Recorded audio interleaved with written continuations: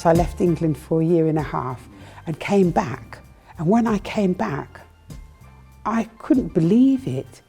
That year and a half in Jamaica, when I came back here, in England, they thought we'd just come from we had from the West Indies. So we were automatically put into the lower grade at school.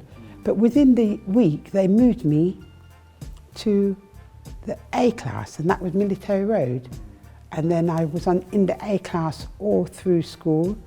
I did pass my 11 plus, but they didn't let me go to the grammar school. The fight I have was with my children going to school. I was determined that they was going to be treated properly. So I was always going to the school. Whenever they come home and there is something to complain about, I'm always at the school.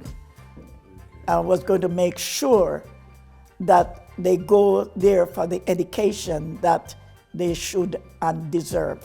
And Christopher will come home and Chris will say to me, I put my hands up to ask question and the teacher continued to ignore me.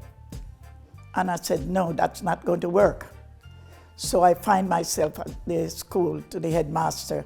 The headmaster said, I don't think she deliberately ignored him. I said, it's happening all the time.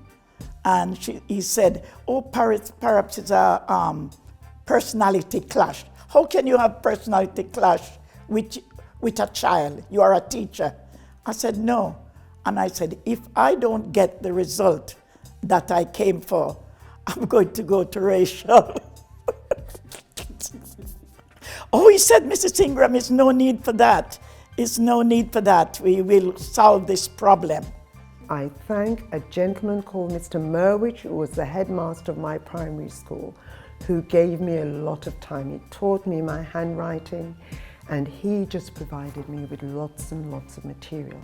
You know, I remember growing up in secondary school, and you know, you have history lessons, and then you talk about slavery, and it would always be a really awkward conversation, and then you don't really hear any positives, so you think, is that just all I've come from?